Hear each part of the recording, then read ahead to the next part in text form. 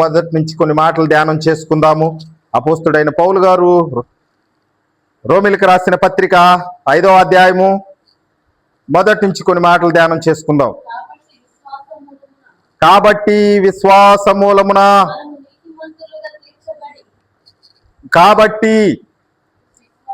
విశ్వాస మూలముగా మనము నీతిమంతులుగా తీర్చబడి మన ప్రభు అయిన యేసుక్రీస్తు ద్వారా ఎవరితోనంట? అంతకుముందు లేదనే, అంతే కదా దాని అర్థం. కాబట్టి విశ్వాస మూలమున మనము నీతిమంతులుగా తీర్చబడి మన ప్రభు అయిన యేసుక్రీస్తు ద్వారా దేవునితో సమాధానము కలిగి ఉందుము. మరియు ఆయన ద్వారా మన విశ్వాసము వలన ఈ కృపయందు ప్రవేశము గలవారమై అందులో నిలిచి ఉండి, ఎందులో? విశ్వాసములో నిలిచి ఉండి, కృపలో నిలిచి ఉండి, దేవుని మహిమను గూర్చిన నిరీక్షణ బట్టి అతిశయ చాలు. దేవుని నామానికి స్తోత్రం కలుగును గాక. ఇప్పుడు మన దేనిలో అతిశయపడాలి? అతిశయం అంటే తెలుసా? ఏంటది? దేవుని నామానికి స్తోత్రం కలుగును గాక. అతిశయం అంటే ఏంటి?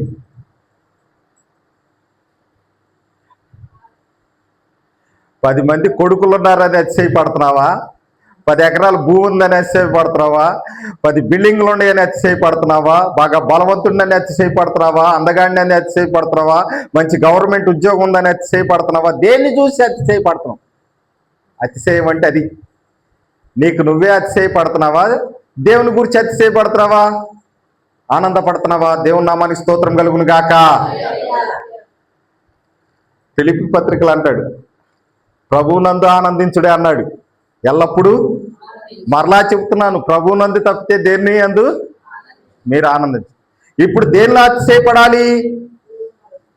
కాబట్టి విశ్వాస మూలము ద్వారా, దేని ద్వారా?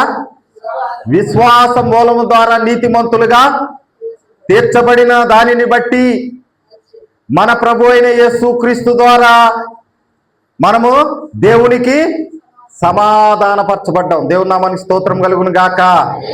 దాన్ని బట్టి అతిశయపడాలి. ఆ కృపావరమును బట్టి అతిశయపడాలి కానీ, విశ్వాసమును బట్టి అతిశయపడాలి కానీ, మనకు మనమే అతిశయపడటానికి లేదు.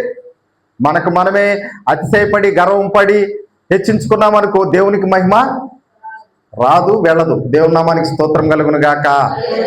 హల్లెలూయా. అలా అతిశయపడితే దేవునికి మనకి సమాధానం అనేది జరగదు. జరుగుద్దంటారా? ఆకాశం ఇదిగో దేవదూతల కంటే హెచ్చుగా నా సింహాసనాన్ని వేద్దాం అనుకున్నాడు. అతిశయపడ్డాడు. నేనే కదా, దేవుడి తర్వాత నేనే కదా అని అతిశయపడ్డాడు.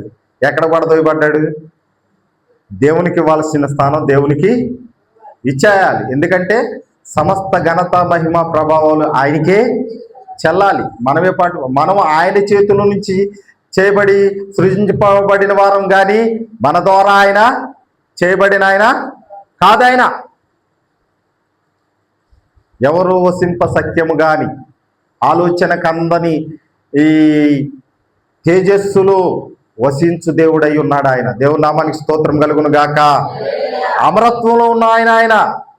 ఆ అమరత్వంలోనికి నువ్వు నేను వెళ్ళగలుగుతామా? అమరత్వం అంటే మృత్యువు లేని లోకము. దేవుని నామానికి స్తోత్రం కలుగును గాక. ఈ రాత్రికాల సమయంలో ప్రియమైన దేవుని బిడ్డలారా, అలాంటి సమాధానాన్ని ప్రభు అయిన యేసుక్రీస్తు ద్వారా మనకి జరిగిందంట. దేని వలన? విశ్వాసము వలన. దేవుని నామానికి స్తోత్రం కలుగును గాక. ముందు మనం విశ్వాసులను గుర్తుపెట్టుకోండి, ఆ తర్వాత అన్ని ఆటోమేటిక్గా. మీరు ఎవరు అంటే మందిరంలోకి వచ్చి విశ్వాసులు అని చెప్పండి. భయపెడుతున్నారా? నాకెంత విశ్వాసం ఉందలయ్యా, నేనేం చెప్తాలనుకుంటున్నాను. విశ్వసించావు గనకనే ఇక్కడికి వచ్చావు, లేకపోతే విశ్వసించిన వాళ్ళంతా బయటే ఉన్నారు. విశ్వసించావు గనకనే దేవుని నీతిలోకి చేర్చబడ్డాం. మనమేం నీతిమంతులం కాదు, చేర్చబడ్డాం. ఆ విశ్వాసము ద్వారా నీతిని బట్టి ప్రభు అయిన యేసుక్రీస్తు ద్వారా తండ్రికి దగ్గరయ్యాం. దేవుని నామానికి స్తోత్రం కలుగును గాక. ఆ సమాధానం మన మీద నిలుస్తుంది. మనమేదో గొప్పవారం అని కాదు. అందుని బట్టి అతిశయించాలి కానీ ఇంకా మరి దేనిని బట్టి నువ్వు అతిశయించడానికి కారణము లేదు. ఒక ముక్కలో చెప్పాలంటే ఈ లోక భాషలో నువ్వు అదిరిపడటానికి వీలే లేదు. అది పచ్చి మాట. అంటే కొద్దిగా అలా చెప్తే కొంచెం పుండు మీద కారం రాసినట్టుండు, మంట ఎత్తుంది. అబ్బా ఇది అసలు కారణం ఇది అనుకుంటా అన్నట్లు. దేవుని నామానికి స్తోత్రం కలుగును గాక. అదిరిపడకూడదు. నువ్వు అతిశయపడటానికి కారణం ఎక్కడా కూడా. ఒకవేళ నువ్వు అతిశయపడాల్సి వచ్చిందంటే అతిశయపడు, ఆనందపడు. దేన్ని బట్టి అంటే ప్రభువా ఇదంతా నువ్వు నాకు ఇచ్చినదే. అసలు ఇప్పుడు నేను ఇక్కడ కూర్చున్నాను అంటే దాన్ని బట్టి అతిశయపడాలి, అంతేగాని నీకు నువ్వుగా అతిశయపడితే ఎక్కడా కూడా. అందుకనే మనకేదో ఒక బలహీనత దేవుడు పెడతానే ఉంటాడు. అది దేవుడు పెట్టాడంట కూడా లేదు. ఆ బలహీనత అనేది అపోస్తుడైన పౌలు గారు అంటాడు కదా, నేను నీలో ఇంత చేస్తున్నాను, ఇంత జరిగిస్తున్నాను, ఇంత నడుతున్నాను కదా, ఇంకా నన్ను పరీక్షించకే ఉంది, ఈ ముళ్ళు నా దగ్గర నుంచి తీసి. అది అట్టుండనే నా కృప నీకు అది గుచ్చుకుంటా ఉండాలి, నా కృప నీకు తోడుంటానే. ఏది గుచ్చుకుంటూ ఉండాలి? ఏ ముళ్ళు? సరే బైబిల్ అంతా చూపిస్తా, మీకు లేదు కానీ దేవుని నామానికి స్తోత్రం కలుగును గాక. ఏ ముళ్ళు ఉండాలి? బలహీనత అనే ముళ్ళు, బాధ అనే ముళ్ళు, శ్రమ అనే ముళ్ళు, కష్టం అనే ముళ్ళు, ఆపదనే ముళ్ళు, రకరకాల ముళ్ళు. ఆ ముళ్ళు అలా ఉండని. ఈ ముళ్ళు ఎందుకయ్యా పద్దకు గుచ్చుకుంటుంది, కొద్ది తీసేరాదా అన్నాడు. అంటే దాన్ని అట్ట ఉంచని నాకు కృప ఉంచానుగా, దాన్ని అట్టకుండా. అంటే అది గుచ్చుకోపోతే ఈ కృప గుర్తుకి రాదు. దాన్ని బట్టి అతిశయపడాలి. దేవుని నామానికి స్తోత్రం కలుగును గాక. మనం అనుకుంటాం కదా ఎంత బాగానే ఉంది, ఎందుకు ఈ కొద్దిగా, అంతా బాగానే ఉంది, ఈ కొద్దిగా, ఆ కొద్దిగా లేకపోతే. సరే కింద చదవండి. అంతేకాదు శ్రమ ఓర్పు పరీక్షను పరీక్ష నిరీక్షణను ఎరిగి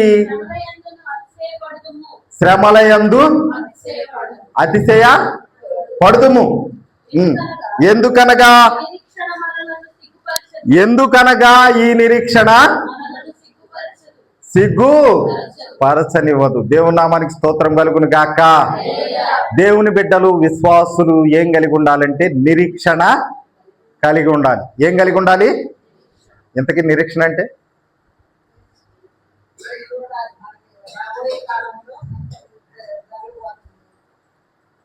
అయ్యగారు పెద్దమామ గారి పేరు నిరీక్షణ రావు అనుకుంటా. ఆయన నిరీక్షణ అంటే తల్లిగారు ఒక మాట చెప్పారు. అదే నిరీక్షణ అంటే నువ్వు చూడని దానికోసం ఎదురు చూచుట. నీ కళ్ళతో నువ్వు దేన్ని చూడలా, దానికోసం నువ్వు నిరీక్షణ. ఇది నా దగ్గరికి కలుగుద్ది, వస్తుంది. ఫర్ ఎగ్జాంపుల్, విలియం గారికి మనవరాలు మనవడో పుడతారు, తెలీదు, మనకు తెలీదు, అది దేవుని చిత్తం. దానికోసం నిరీక్షణ కలిగి ఉన్నాడు. ఎవరిని చూడాలని? సంతానాన్ని చూడాలి అని. దేవుని నామానికి స్తోత్రం కలుగును గాక. ఆల్రెడీ ఆయన గర్భవాసాన్ని సంతానం చూశాడు, ఇంకెందుకు నిరీక్షణ? ఈ రాత్రి కాల సమయంలో ప్రియమైన దేవుని బిడ్డలారా, ఈ నిరీక్షణ మనలను సిగ్గు పడనివ్వదు. ఈ రాత్రి కాల సమయంలో ప్రియమైన దేవుని బిడ్డలారా, మనము అతిశయపడాలి అంటే ఆ నిరీక్షణ యందు అతిశయపడాలి. అతిశయపడాలి అంటే మనం ఏం ఓర్చుకోవాలి? శ్రమలో ఏమో రావాలి? ఓర్పు. ఇంకా ఓర్పులో ఏమొస్తుందంట? ఆ ఓర్పులోనే పరీక్షింపబడతావు. ఆ తర్వాత నిరీక్షణ. నేను ఇంత చదువు చదివాను, ఎంత కాలం బట్టి చదివైపోయి 2 సంవత్సరాలు 3 సంవత్సరాలు అవుతుంది, 5-6 సంవత్సరాలు నాకు ఉద్యోగం. ఇది నిరీక్షణ. ఈ నిరీక్షణ కాలం అంతా నీకేంటంటే శ్రమ, ఓర్పు, పరీక్ష. ఈ 3 జరుగుతానే ఉంటాయే. ఎందుకని? మంచి చదివావుగా. దేవుని నామానికి స్తోత్రం కలుగును గాక. హల్లెలూయా. తుదకు నువ్వు మహానందం పొందాలి అంటే నువ్వు ఆ శ్రమలో ఉండాలి, ఓర్పులో ఉండాలి, పరీక్షలో. అప్పుడే ఆ నిరీక్షణ నువ్వు పట్టుకోగలుగుతావు. అప్పుడు నీకు అతిశయ కారణం దొరుకుద్ది. నేను ఇంతకాలం వెయిట్ చేసినందుకు దేవుడు నాకు ఇంత మంచి కార్యాన్ని చేశాడు. అది అతిశయ కారణం. దాన్ని బట్టి అతిశయపడాలి కానీ నిన్ను నువ్వు బట్టే అతిశయపడటానికి వీలు లేదు. అందుకని ఈ నిరీక్షణ మనలను సిగ్గు పాడొచ్చు. దేవుని నామానికి స్తోత్రం కలుగును గాక. హల్లెలూయా. ఈ రాత్రికాల సమయంలో ప్రియమైన దేవుని బిడ్డలారా, దేవుని వాక్యం సెలవిస్తుంది. నేను ఎవరిని చూపిను కానీ ఈ నిరీక్షణ బట్టి నేను అబ్రహాం గారిని చూపిస్తాను. 2 మాటలు. ఆదికాండము 22వ అధ్యాయము మనకు తెలుసు. అయినా కొన్ని మాటలు మీకు తెలియజేయాలని పరిశుద్ధ గ్రంథంలో నుంచి ఆశపడుతున్నాను. ఆదికాండము 22వ అధ్యాయము మొదటి నుంచి. ఈ సంగతులు జరిగిన తరువాత ఏం చేశాడంట అంటే దాని అర్థం ఈ సంగతులు జరిగిన తరువాత అబ్రహామును దేవుడు పరీక్షిస్తున్నాడంట. ఎలా పరీక్షిస్తున్నాడు అంటే అబ్రహాంకి అప్పటికి అంతా ఇచ్చేశాడు. తాను వాగ్దానం చేసినప్పుడు ఏమైతే ఇస్తానన్నాడు. ఎక్కడ వాగ్దానం చేశాడు? 12వ అధ్యాయం ఒకసారి చూడండి. ముందుకు వచ్చేద్దాం మళ్ళీ. ఆదికాండం 12 మొదటి నుంచి. యెహోవా నీవు లేచి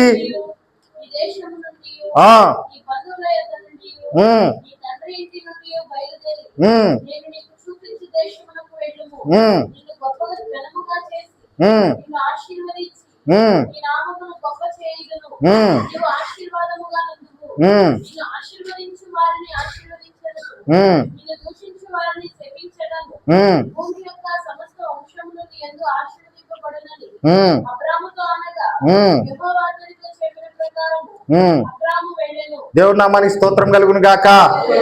ఇక్కడ విషయాలన్నీ చెప్పేశాడు. ఈ సంగతులన్నీ కూడా జరిగిపోయినాయి. అబ్రహాంకి దేవుడు ఇచ్చేశాడు. దేవుడు ఏదైతే సెలవిచ్చాడో అబ్రహాంకి అదన్నిటిని కూడా జరిగినాయి. అబ్రహాము సమృద్ధిలో ఉన్నాడు. ఇక్కడ బాధ ఏమీ లేదిక. ఈ సంగతులన్నీ జరిగిన తర్వాత ఒక్కసారి టచ్ చేసి చూద్దాం, కదిలిచ్చి చూద్దాం అబ్రహాముని ఎలాగున్నాడు.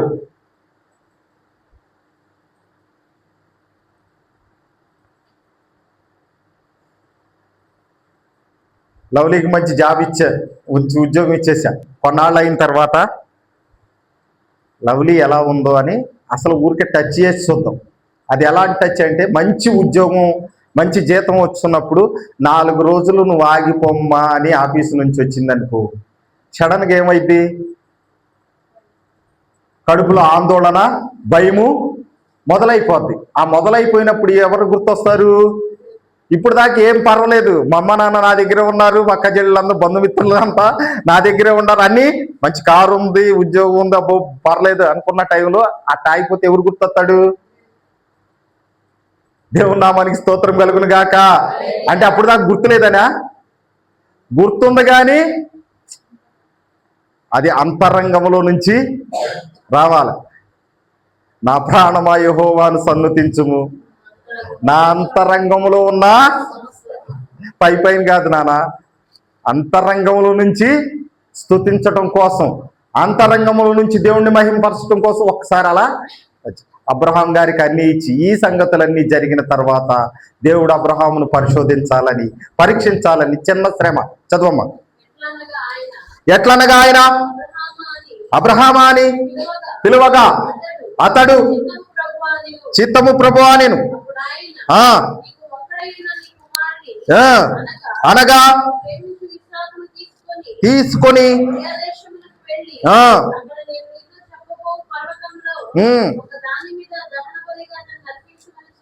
దేవుని నామానికి స్తోత్రం కలుగును గాక. హల్లెలూయా. ఇప్పుడు అన్ని ఉన్న అబ్రహాంకి సుఖం ఏంటి? ఆస్తిపాస్తులు ఉన్నాయి, పనివారు ఉన్నారు, ఒంటెలు ఉన్నాయి, గాడిదలు ఉన్నాయి, గొర్రెలు ఉన్నాయి, దాసదాసీలు ఉన్నారు, బంధువర్గం అంతా చుట్టూ ఉంది, బోళ్ళంత పరివారం ఉంది, సిరి సంపదలు ఉన్నాయి, వెండి బంగారాలు ఉన్నాయి, అన్నీ ఉన్నాయి. అబ్రహాము కాలిడిన చోటల్లా బంగారమే, కాలు పెట్టిన చోటల్లా బంగారం చేశాడు దేవుడు. అన్నీ ఉన్నాయి. వీటన్నిటికీ వారసులు ఎవరు? మాట్లాడాలా? దేవుని నామానికి స్తోత్రం కలుగును గాక. ఎలియాజరుని కాదు, ఇక్కడ బలి మంది. మీరు బైబుల్ ఇక్కడే ఉండండి, కాసేపు ఎక్కడికి వెళ్ళమాకండి. రాత్రికాల సమయంలో ప్రియమైన దేవుని బిడ్డలారా, ఇస్సాకుని తానుకు ఒక్కగానున్న ఒక కొడుకుని బలీమని అడుగుతున్నాడు. ఇప్పుడు ఈయన పరిస్థితి ఏంటి? తుఫాన్ అంటే చేలో కోతలు కోతగే కాళ్ళు చేతులు వణుకుతున్నాయి మాకు, అది వత్తదా చేతికి రాదా అని. సరే వస్తే ఇంక వాడు ఏదో కష్టం నష్టం పడతా. ఈ చిన్నదానికి ఎంత ఉంటే గర్భవాసాన పుట్టిన చేతికంది వచ్చిన కొడుకుని అడుగుతున్నాడు దేవుడు. శ్రమ ఓర్పు పరీక్ష నిరీక్షణను కలుగుజేయి. ఈ నిరీక్షణ మనలను సిగ్గు పరచదు. దేవుని నామానికి స్తోత్రం కలుగును గాక. అబ్రహాం గారు దేవుని దగ్గర నేర్చుకున్నది ఏంటంటే నిరీక్షణ, ఎదురుచూపు. ఏం నేర్చుకున్నాడు? దేవుడు నాకు చెప్పాడు, ఖచ్చితంగా దాన్ని నాకు ఇస్తాడు, అది నమ్మాలి. ముందు 1 సంవత్సరం 10 సంవత్సరాలు అయినా సరే నువ్వు వెయిట్ చేయి, ఎదురు చూడాలి. ఖచ్చితంగా దేవుడు నా కుమార్తె నా కోసం ఎదురు చూస్తుంది, నా కుమారుడు నా కోసం ఎదురు చూస్తున్నాడు గనక నేను తప్పితే ఇచ్చేవారు లేరు గనక నేనే ఇవ్వాలని ఆయన మనలను సిగ్గుపడనీక ఖచ్చితంగా ఆ నిరీక్షణను నెరవేరుస్తాడు. దేవుని నామానికి స్తోత్రం కలుగును గాక. ఇప్పుడు అబ్రహాం గారి పరిస్థితి ఏంటి? ఇంత ఇచ్చాడు దేవుడు, మరి ఉన్న వారసుని ఒక్కడిని అడిగేస్తున్నాడు అని ఈయన పరిస్థితి ఏంటి? మానవరీత్యా ఈయన పరిస్థితి ఏంటి? ఎంత శ్రమ అనుభవిస్తున్నాడు మనసులో? కాదంటారా? శ్రమ కాదంటారా? దేవుని నామానికి స్తోత్రం కలుగును గాక. హల్లెలూయా. నీకు ఒక్కగానైనా ఒక కుమారుణ్ణి అడుగుతున్నాడు దేవుడు, ఇచ్చేస్తావా?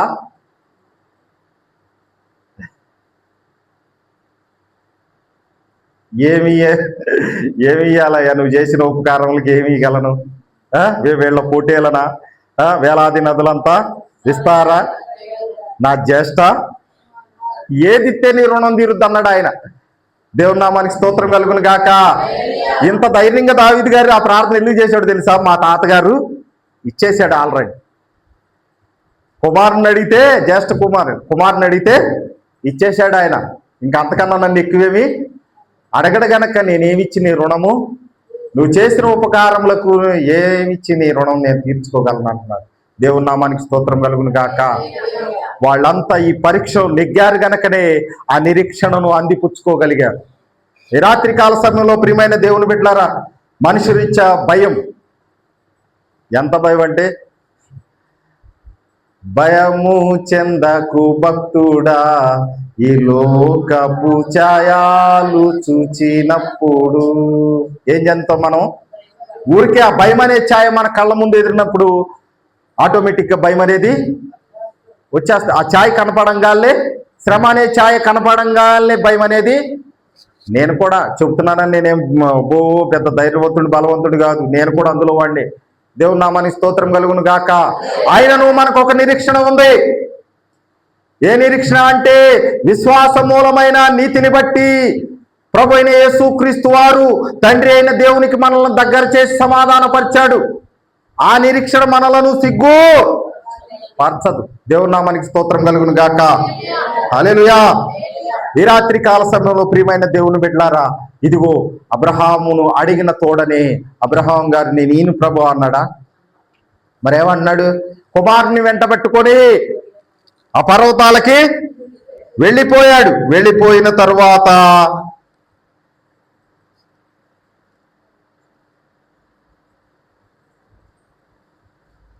తొమ్మిదో వాక్యాన్ని చూడండి.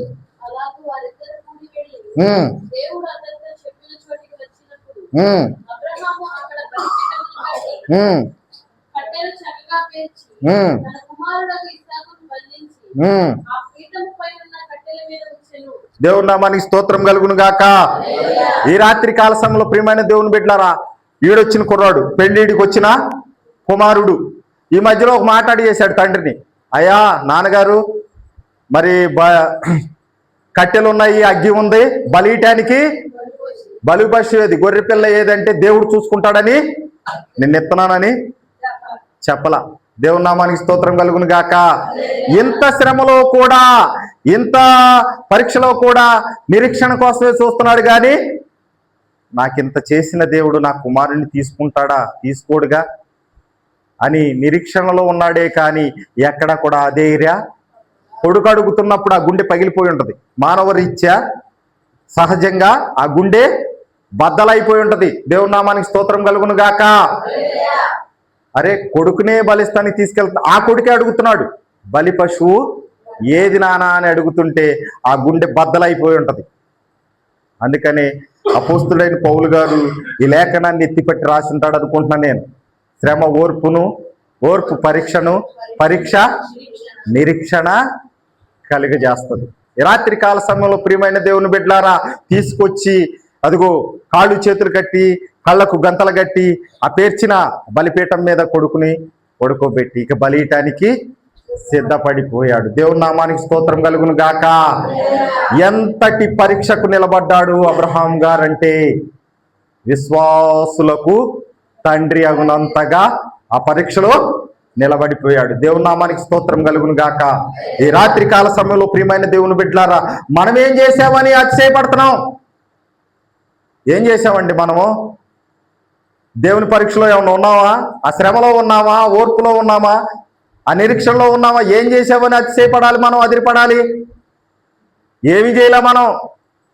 కాకపోతే ఏంటయ్యా అంటే దేవుని మహాకృపను బట్టి విశ్వాసం అనే నమ్మిక ద్వారా అందులో చేర్చబడ్డాం. అంటే అంతకు మిన్న మనమేమి ఎక్కడ పరీక్షలో నిలబడిన వారము? గట్టిగా మనల్ని పరీక్షించలా దేవుడు. ఎప్పుడు కూడా పరీక్షించాడంటారా? సరే అనండి ఒక మాట, పరీక్షించాడు అయ్యా మమ్ముల్ని అనండి. దేవుని నామానికి స్తోత్రం కలుగును గాక. ఈ రాత్రి కాల సమయంలో ప్రియమైన దేవుని బిడ్డలారా, దేవుని వాక్యం మాట్లాడుతుంది. 1 కొరింథీయులకు రాసిన పత్రిక 10వ అధ్యాయము 11 నుంచి కొన్ని మాటలు ముగిచేసుకుందాం. 1 కొరింథీయులకు రాసిన పత్రిక 10వ అధ్యాయము 11 నుంచి 13 వరకు ఈ సంగతులు దృష్టాంతములుగా ఉన్నవి. యుగాంతముందున్న మనకు ఏం కలుగుటకు? ఎక్కడ ఉన్నామంట మనము? అంటే అల్లైపోతున్నారా అండి? అమ్మో ఇద్దరు వస్తే వెళ్ళిపోతావేమో భయవేస్తుందా ఏంటి? యుగాంతం వస్తే యుగాంతం సినిమా ఒకటి వచ్చినట్టుంది. దేవుని నామానికి స్తోత్రం కలుగును గాక. యుగాంతం వస్తే మన ధైర్యం, మన నిరీక్షణ ఏంటో చెప్పనా గీత? మనం వెళ్ళిపోయి దేవుని దగ్గర ఉండాలి. అట్టి ప్రార్థన చేసుకోవాలి మనం. అతి రీతిగా బలపడాలి. కానీ ఇదిగో ఈ శ్రమను చూసి, లేకపోతే ఈ పరీక్షను చూసి, లేకపోతే ఈ బాధను చూసి అదే పడడానికి వీలు. ఈ సంగతులన్నీ కూడా దృష్టాంతముగా ఉన్నాయి, సంభవించి ఉన్నాయి కనుక ఈ యుగాంతమందున్న మనం ఎక్కడున్నామంట అంటే చివరి దినాలలో ఉన్నాం. ఇక ఆఖరి దినాల్లో ఉన్నాయి. దినములు కొద్దిగా ఉన్నాయి. దినములు వచ్చుచున్నవాడు ఆలస్యం చేయక ఎక్కడున్నామంట? యుగాంతంలో చివరి గడియలలో ఉన్నాము. మనకు బుద్ధి కలుగుటకై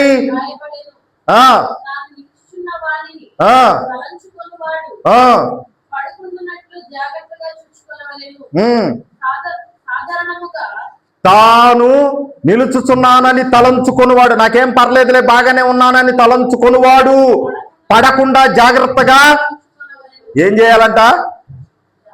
ఇంకేం బాధలా, నిబ్బరంగానే ఉండ, ధైర్యంగానే ఉండ, అంతా బాగానే ఉంది, నా చుట్టుపక్కలంతా కూడా అంతా బాగానే ఉంది, ఇంకేం పర్లేదు అనుకున్నవాడు పడిపోకుండా జాగ్రత్తగా ఉండుట చూసుకొనవలెను. సాధారణముగా మనుషులకు కలుగు శోధన తప్ప మరి ఏది కూడా మనకి. ఇప్పుడు చూడండి, దేవుని నామానికి స్తోత్రం కలుగును గాక. ఏమన్నా గట్టిగా ఒక శ్రమ వచ్చిందా? ఏది కూడా వస్తే మనం బతకం. ముందు అసలు మన ఎదకే చచ్చిపోతాం. అంతటి శ్రమ మనకి ఎక్కడా పెట్టలా దేవుడు. ఎందుకనగా అంటే ప్రభు అయిన యేసు క్రీస్తు ద్వారా తండ్రితో సమాధానం మనకి కలిగి ఉన్నాము గనక ఆ రీతిగా మనం ప్రార్థన చేస్తున్నాం. ప్రభు అయిన యేసు క్రీస్తు నామమును బట్టి తండ్రి ఇది నాకు చెయ్యి అని ప్రార్థిస్తున్నాం కాబట్టి, మన రహస్య ప్రార్థనందు, ఏకాంత ప్రార్థనందు మనం చేసుకుంటున్నాం కాబట్టి ఆ సమాధానం మనకు కలుగుతుంది. అంతేగాని మనం ఎక్కడ శ్రమలు పాలయ్యామండి? అయ్యామా? ఎక్కడావలా ఏ పరీక్షలో కూడా నిలబడలా. మనం గట్టిగా పరీక్షలో నిలబడితే మనం మనుషులమే అసలు ఉండం. అందుకనే సాధారణంగా మనుషులు కలుగు శోధన తప్ప, శ్రమ తప్ప, బాధ తప్ప మరి ఎక్కువ మీకు ఎక్కడా కూడా వెంపలేదు. ఎప్పుడు ఈ యుగాంతంలో ఉన్నా కానీ. కరోనా వచ్చింది, మనకి ఎవరు కానీ వచ్చిందా? రమ్మని కాదు నేను అనేది. దేవుని నామానికి స్తోత్రం కలుగును గాక. మనుషులందరికీ శోధన కలిగినా మనకి గుర్తు చేస్తున్నాను అంతే. అది దేశమంతా, ప్రపంచం అంతా కూడా, భూమండలం అంతా కూడా వచ్చింది. మీ దగ్గరికి వచ్చిందా ప్రసన్న? ఎందుకని? వాళ్ళు అడిగితే కొద్దిగా పెద్దోళ్ళే బాధపడతారు. ఎందుకని రాలా? దేవుని నామానికి స్తోత్రం కలుగును గాక. విశ్వాసము ద్వారా, బాప్తిస్మం ద్వారా, రక్షణ ద్వారా ప్రభు అయిన యేసు క్రీస్తు నామమును బట్టి తండ్రికి దగ్గర అయ్యావు గనక నీ దగ్గరికి రానిలా. దేవుని నామానికి స్తోత్రం కలుగును గాక. హల్లెలూయా. ఈ రాత్రి కాల సమయమందు ప్రియమైన దేవుని బిడ్డలారా, మనుషులకు కలుగు శోధన తప్పితే మనకేది కూడా దేవుడు సాధారణమైనది తప్పితే అసాధారణమైనది ఏది కూడా మనకు రాలా. అందును బట్టి మనం దేవుని స్తుతించాలి, అందును బట్టి మనం దేవుని మహింపరచాలి. యాకోబు రాసిన పత్రిక 1వ అధ్యాయం 12వ వాక్యం నుంచి ముందుకెళ్ళిపోండి త్వరగా. యాకోబు రాసిన పత్రిక 1వ అధ్యాయము 12వ వాక్యం నుంచి. శోధన సహించువాడు ధన్యుడు, అతడు శోధన యందు నిలిచిన వాడు. ప్రభు తన్ను ప్రేమించు వారికి వాగ్దానము చేసిన కిరీటము పొందును. దేవుని నామానికి స్తోత్రం కలుగును గాక. శోధన సహించువాడు ధన్యుడు. అబ్రహాము శోధన సహించాడు. శోధన సహించబట్టే వాగ్దానాన్ని పొందుకున్నాడు, కిరీటాన్ని పొందుకున్నాడు, నీతి కిరీటాన్ని ఆయన పొందుకున్నాడు. ఎలాగో అనగా అంటే తండ్రి నాకు వాగ్దానం చేశాడు, నీ సంతానం ఎలాగుండునని ఆకాశమందలి నక్షత్రములను, సముద్రమందలి ఇసుకరేణుల వలె ఉండునని. ఒక్కగానైనా ఒక్క కొడుకుని ఇచ్చేస్తే వీళ్ళంతా ఎక్కడి నుంచి వస్తారు? అది వాగ్దానం. ఆ నిరీక్షణలో మన తండ్రి అయిన అబ్రహాం గారు ఉన్నారు. దేవుని నామానికి స్తోత్రం కలుగును గాక. అతి నిరీక్షణలో మనం ఉండాలి. ఆ నిరీక్షణ మనలను సిగ్గు పరచదు. దేవుని నామానికి స్తోత్రం కలుగును గాక. హల్లెలూయా. అందుకనే యాకోబు రాస్తున్నాడు కదా, శోధన సహించువాడు ధన్యుడు. ఈ రాత్రి కాల సమయంలో ప్రియమైన దేవుని బిడ్డలారా, అట్టి శోధన మనం సహించాలి. మనకేదైనా బాధ వచ్చినా, కుటుంబంలో బాధ వచ్చినా సరే దాన్ని సహించుకోవాలి, దాని గురించి ప్రార్థన చేయాలి. నిరీక్షణ ద్వారా మనం దానిని, ఎదురు చూపు ద్వారా దాన్ని మనము తిరిగి పొందుకోగలుగుతాము. రోమీయులకు రాసిన పత్రిక 8వ అధ్యాయం 18వ వాక్యం. అయిపోయింది త్వరగా. మన ఎడల ఇప్పటి కాలపు శ్రమలు ఎన్నదగినవి కావని ఎంచుచున్నాను. దేవుని నామానికి స్తోత్రం కలుగును గాక. ఆయన మన ఎడల చూపించే మహిమ ఎదుట, ఆశ్చర్య కార్యములు ఎదుట, అద్భుత కార్యములు ఎదుట ఈ కాలపు శ్రమలు ఎన్నదగినవి. అది నువ్వు పొందుకున్నప్పుడు నువ్వు పడ్డ శ్రమ అంతా కూడా ఏమైపోద్ది అంటే మటుమాయము అయిపోద్ది. దేవుని నామానికి స్తోత్రం కలుగును గాక. హల్లెలూయా. ఈ రాత్రి కాల సమయంలో ప్రియమైన దేవుని బిడ్డలారా, శ్రమ కలిగిందంటే అది మేలు కనుకోండి, ఆశీర్వాదం కనుకోండి. దేవుని దగ్గర నుంచి నాకేదో వస్తుంది, దాచబడిన మేలేదో నా దగ్గరికి వస్తుందని తలంచి దాని గురించి, ఆ నిరీక్షణ గురించి ప్రార్థన చేయాలండి. ఈ రాత్రి కాల సమయంలో ప్రియమైన దేవుని బిడ్డలారా, అట్టి మహాబలమును మనము కలిగి ఉండి అతిశయపడాలే కానీ ఎక్కడ కూడా త్రుటిల్లడానికి వీలు లేదు. అందుకని అపోస్తలుడైన పౌలు గారు రాస్తున్నాడు, శ్రమ ఓర్పు పరీక్షను, పరీక్ష నిరీక్షణను కలుగు. ఈటి నిరీక్షణ మనలను సిగ్గు పడనివ్వదు. దేవుని నామానికి స్తోత్రం కలుగును గాక. శ్రమలే నా అతిశయం, శ్రమలోనే ఆనందం, శ్రమలయందే ఉత్సాహం.